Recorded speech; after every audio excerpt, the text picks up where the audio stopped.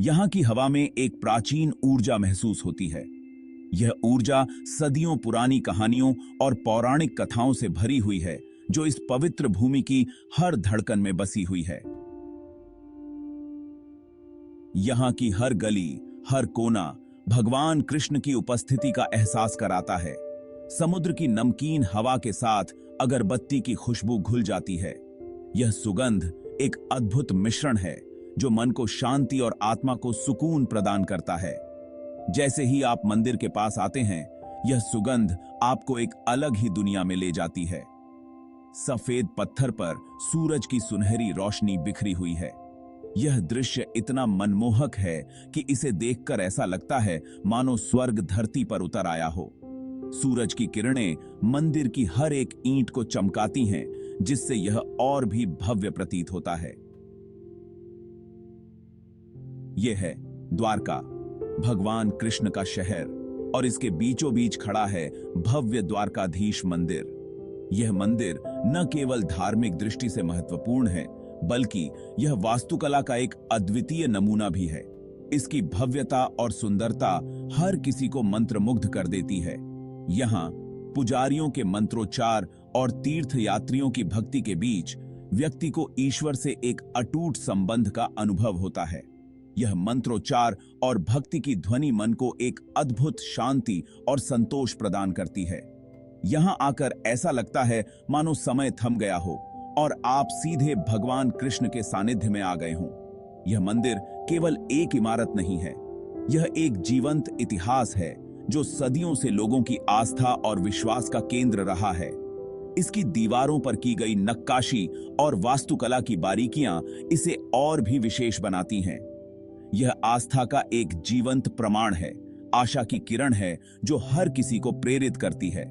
यहाँ आने वाले हर भक्त के चेहरे पर एक अलग ही चमक और उम्मीद दिखाई देती है। यह मंदिर हर किसी के लिए एक नई ऊर्जा और प्रेरणा का स्रोत है। भगवान कृष्ण की उपस्थिति का एक कालातीत स्मरण है। यह मंदिर हर किसी को भगवान कृष्ण की दिव्यता और उनकी शिक्षाओं की याद दिलाता है। यहाँ की हर एक गतिविधि, हर एक पूजा भगवान कृष्ण की महिमा का गुणगान करती है। जैसे ही शाम होती है और मंदिर की रोशनी जलती है, यह दृश्य और भी दिव्य हो जाता है, मानो भगवान कृष्ण स्वयं यहाँ विराजमान हों।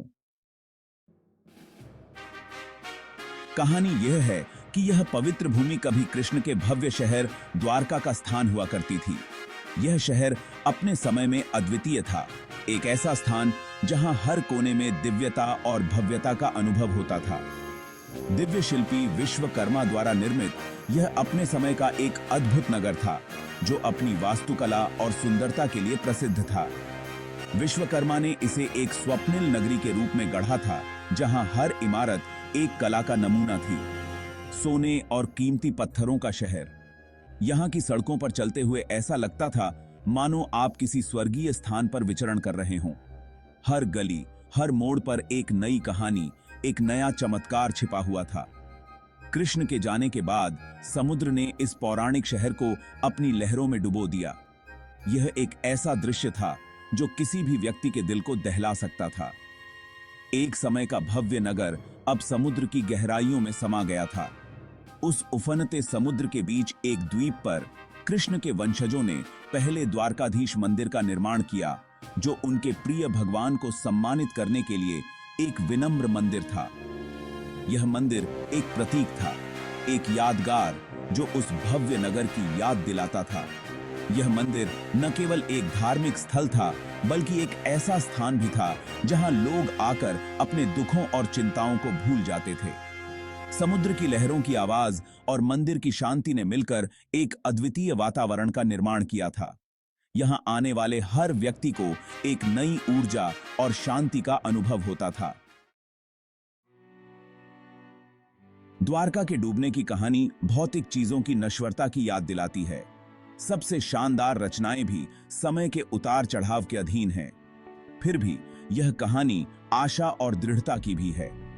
द्वारका की आत्मा अपने लोगों के दिलों में जीवित रही, जिन्होंने अपने जीवन का पुनर्निर्माण किया और अपने भगवान की स्मृति को जीवित रखा। आज भी पुरातत्वविद इस जलमग्न शहर के प्रमाण खोज रहे हैं, जो प्राचीन कहानियों को सच साबित करते हैं। द्वारका पहुंचना अपने आप में एक तीर्थ यात्रा है। यह प्राचीन शहर, जो भगवान कृष्ण की नगरी के रूप में जाना जाता है, हर साल लाखों भक्तों को अपनी ओर आकर्षित करता है। यहाँ की पवित्रता और आध्यात्मिकता का अनुभव करने के लिए लोग दूर दूर से आते हैं। यह यात्रा प्रत्याशा और भक्ति से ओतप्रोत है। भक्तों के चेहरों पर दिखने वाली श्रद्धा और समर्पण इस यात्रा को और भी विशेष बना देते हैं। यहाँ आने वाले हर व्यक्ति के मन में एक ही उद्देश्य होता है, भगवान कृष्ण के दर्शन करना और उनकी कृपा प्राप्त करना। निकटतम हवाई अड्डा लगभग 130 किलोमीटर दूर पोरबंदर में है। पोरबंदर हवाई अड्डा देश के प्रमुख शहरों से अच्छी तरह से जुड़ा हुआ है, जिससे द्वारका की यात्रा और भी सुगम हो जाती है। हवाई यात्रा के बाद यात्री सड़क मार्ग से द्वारका पहुंच सकते हैं। रेल मार्ग से अच्छी तरह से जुड़ा हुआ द्वारका का अपना रेलवे स्टेशन है। यह स्टेशन देश के विभिन्न हिस्सों से आने वाली ट्रेनों का स्वागत करता है, जिससे भक्तों को यहां पहुंचने में कोई कठिनाई नहीं होती। ट्रेन यात्रा के दौरान यात्री गुजरात की सुंदरता का आनंद भी ले सकते हैं। जहां भारत के प्रमुख शहरों से ट्रेनें आती हैं, दिल्ली, मुंबई, अहमदाबाद और अन्य प्रमुख शहरों से द्वारका के लिए सीधी ट्रेन सेवाएं उपलब्ध हैं। ट्रेन यात्रा न केवल आरामदायक होती है, बल्कि यह भक्तों को एक साथ यात्रा करने का अवसर भी प्रदान करती है। कई राज्य द्वारा संचालित और निजी बसें भी द्वारका को गुजरात और पड़ोसी राज्यों के अन्य शहरों से जोड़ती हैं। बस यात्रा के दौरान यात्री गुजरात के ग्रामीण इलाकों की सुंदरता का आनंद ले सकते हैं। यह यात्रा न केवल भक्ति से भरी होती है, बल्कि यह एक सांस्कृतिक अनुभव भी प्रदान करती है। यह यात्रा, चाहे कोई भी रास्ता चुना जाए, भगवान के करीब एक कदम है। द्वारका पहुंचने के बाद भक्तों का स्वागत यहाँ की पवित्रता और शांति करती है। मंदिर में प्रवेश करते ही एक अद्भुत आध्यात्मिक अनुभव की शुरुआत होती है। यहाँ की हर गली, हर कोना भगवान कृष्ण की महिमा का गुणगान करता है। द्वारका की यात्रा न केवल एक धार्मिक यात्रा है, बल्कि यह आत्मा की शांति और संतोष की भी यात्रा है। द्वारका में हर बजट के लिए ठहरने के कई विकल्प हैं। साधारण गेस्ट हाउस से लेकर आरामदायक होटल तक हर तीर्थयात्री के लिए आराम करने और तरोताजा होने की जगह है। मंदिर के आसपास की गलियां धार्मिक स्मृति चिन्ह, पारंपरिक हस्तशिल्प और स्थानीय व्यंजनों की दुकानों से सजी हैं। जैसे ही ताजा बने ढोकले की महक और अगरबत्ती की खुशबू हवा में तैरती है, इस पवित्र शहर के अनोखे आकर्षण का अनुभव होता है। द्वारकाधीश मंदिर में पूरे दिन पूजा अर्चना का सख्त क्रम रहता है। प्रातःकालीन मंगला आरती से, जहां भगवान को भजनों और प्रसाद से जगाया जाता है, शयन आरती तक, जहां भगवान को विश्राम कराया जाता है, प्रत्येक अनुष्ठान एक अनोखा अनुभव है। शंख ध्वनि, मंत्रोच्चार और अगरबत्ती की सुगंध एक गहरे आध्यात्मिक वातावरण का निर्माण करते हैं, भक्तों को शांति और सुकून के दायरे में ले जाते हैं। द्वारकाधीश मंदिर की दीवारें बीते युग की कहानियां कहती हैं। जटिल नक्काशी और जीवंत भित्ति चित्र महाभारत से कहानियों को जीवंत करते हैं। वह महाकाव्य जिसने भगवान कृष्ण के ज्ञान और कूटनीति को अमर कर दिया। जब आप इन कलात्मक कृतियों को देखते हैं, तो आप उस समय में वापस चले जाते हैं, इन प्राचीन कथाओं को घटित होते हुए देखते हैं।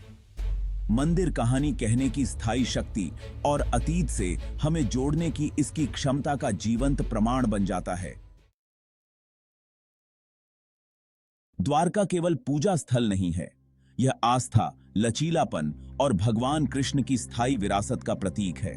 यह एक ऐसा स्थान है जहां इतिहास और पौराणिक कथाएं आपस में जुड़ी हुई हैं, जहां अतीत और वर्तमान सह अस्तित्व में हैं। शहर की आध्यात्मिक आभा, कृष्ण के साथ इसका जुड़ाव और इसकी मनमोहक किंवदंतियां हर साल लाखों तीर्थयात्रियों को आकर्षित करती हैं, जो सांत्वना चाहते हैं, संबंध चाहते हैं, ईश्वर की एक झलक चाहते हैं।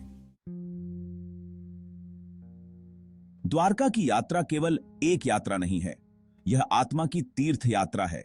यह भीतर की यात्रा है, अर्थ और उद्देश्य की तलाश है। जैसे ही आप राजसी द्वारकाधीश मंदिर के सामने खड़े होते हैं, प्राचीन किंवदंतियों की गूंज और साथ ही तीर्थयात्रियों की अटूट आस्था से घिरे हुए, आपको एहसास होता है कि आप न केवल एक गंतव्य पर पहुंचे हैं, बल्कि अस्तित्व की एक स्थिति में पहुंचे हैं।